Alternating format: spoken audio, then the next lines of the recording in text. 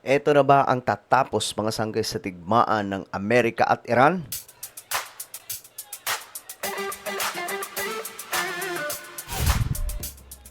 Alam nyo mga sangkay, lahat po tayo ay nag-aabang no kung kailan matatapos ng totally tapos na talaga yung ganong klaseng balita, itong digmaan ng Amerika at Iran at Israel, no? Kasi lahat po tayo apektado po dito.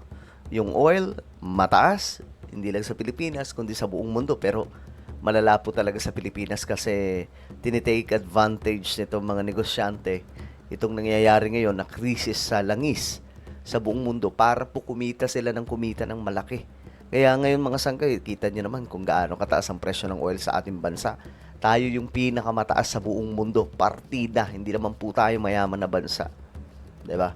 Pero ayun na nga, mga sangkay, mayroon pong balita ngayon na naglatag na daw po ng panibagong deal ang Iran. At ang tanong dito, pumapayag ba yung Amerika? Kasi kapag nagkasundo yung dalawang bansa, di tapos ang gera. Diba?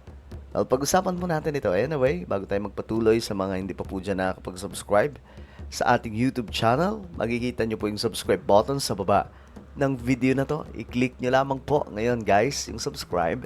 I-click ang bell at i-click nyo po yung all. Sa mga nanonood naman po sa Facebook, syempre, i-follow nyo po yung ating Facebook page. So ngayon mga sangka, ito yung update natin ngayon.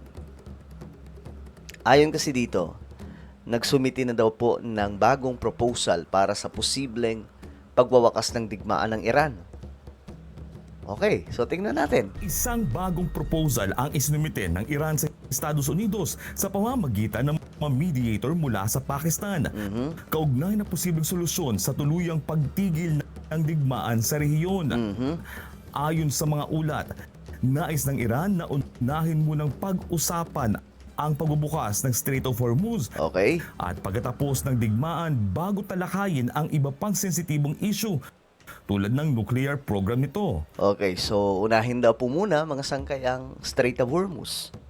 Kung saan ito po yung malaking problema ngayon kasi nag-aangasan po dyan nag-aagawan po ng puwersa ang Amerika at Iran. Kasang apektado, siyempre tayong lahat mga sangkay. Sa ilalim ng bagong panukala, hinihiling ng Tehran na unahing itigil ng Washington ang labanan at magbigay ng garantiya na hindi na ito muling magpapatuloy bago tumungo sa mas malalim na negosasyon. Okay, maganda naman mga sangkay, no? Gusto ng Iran ng assurance na ititigil na ng Amerika yung pag-atake. O, ganun mga sangkay. So, dito pa lang, malinaw na okay, ayos, gusto ng Iran. Then, what's next?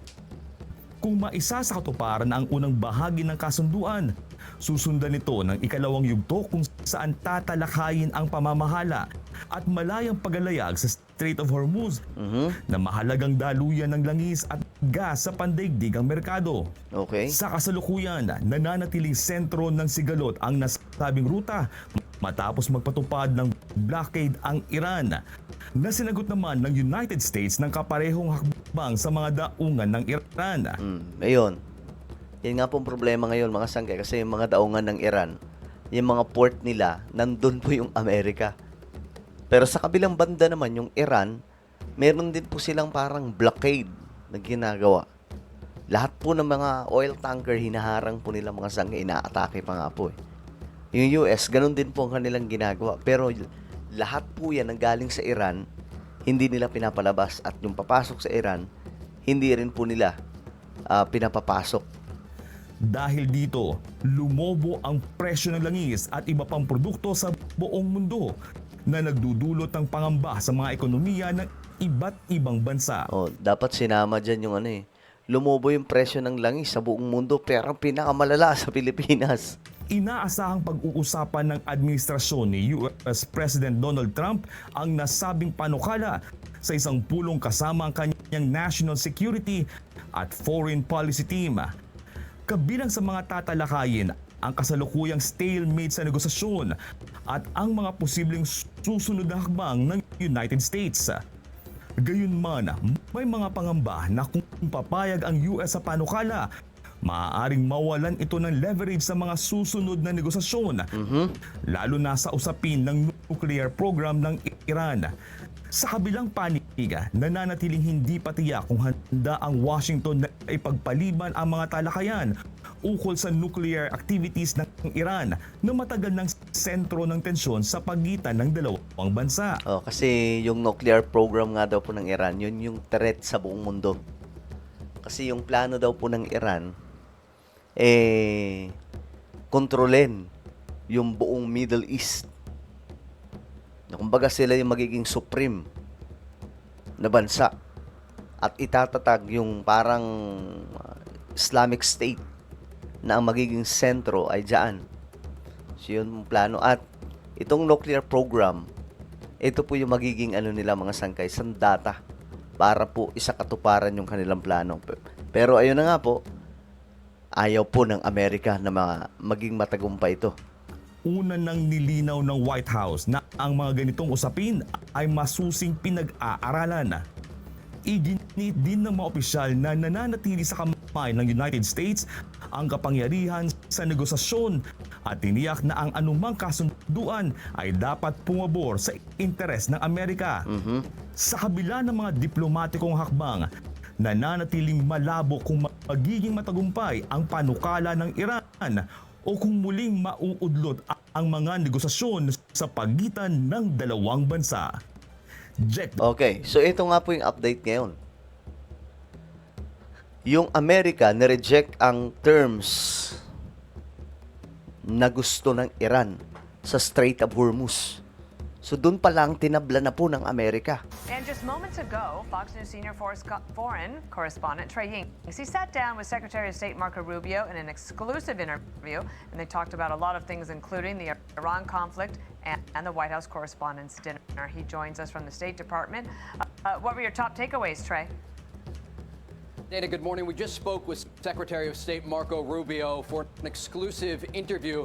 His first sit-down since the ceasefire went into effect between the United States and Iran. We talked not just about that conflict, but also the negotiations between Israel and Lebanon and the ceasefire inside the Gaza Strip. But I also Ang daming gera talaga dyan sa Middle East, no? Pero kung ikaw ay Kristiyano, nagbabasa ka ng Bible prophecy, maiintindihan mo kung bakit nangyayari dyan sa Middle East. asked the Secretary about the White House Correspondents' Dinner he attended on Saturday night. Here's what he had to say. You were at the White House Correspondents' Dinner on Saturday night.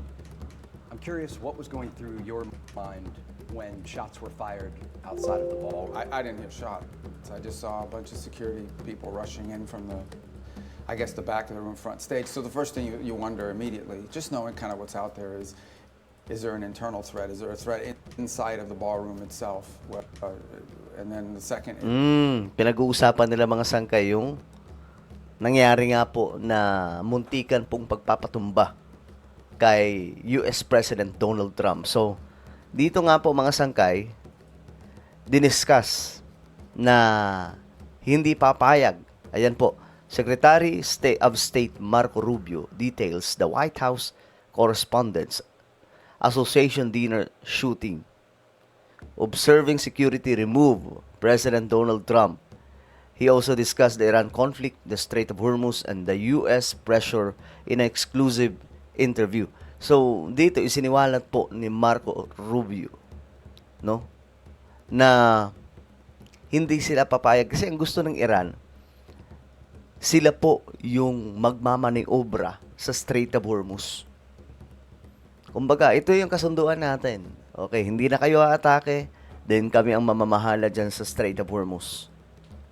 Tapos ang digmaan, siyempre hindi papayag yung Amerika dyan. Kasi ang gusto nga nila na mangyari dyan, walang kahit na anong bansa ang tatayong may-ari sa daluyan ng udaanan ng mga inaangkat na oil. So, hindi pumayag yung Amerika. So, sa ngayon, mga sangkay, hindi po natin alam kung paano uusad. Kasi sabi nga po ni Donald Trump, kung gusto nila akong kausapin, tumawag sila sa akin. Hindi na ako magpapadala doon ng mga opisyal para kausapin sila. Yun ang sinabi ng Amerika. Sabi ni US President Trump, tumawag na lang sila sa akin. So, paano matutuloy itong, anong mangyayari? Matutuloy pa ba ang usapang pangkapayapaan? Bihira. Well, let's pray for peace, mga sangkay, no? Sana maayos na po ito para lahat po tayo makatulog na po ng mahimbing. Alright, so ano po ang inyong opinion? Comment down below anong nakikita nyong solution dito para maayos talaga itong malaking problema ngayon na kinakaharap ng buong mundo dahil sa digmaan na ito. Comment nyo po sa baba yung mga opinion. Meron po tayong YouTube channel. Ito po isang Revelation. Hanapin nyo po ito sa YouTube. Ngayon din, kapag nakita nyo na, i-click nyo po yung subscribe, i-click ang bell, at i-click nyo po yung all. Ako na po ay magpapaalam. Mag-iingat pong lahat. God bless everyone.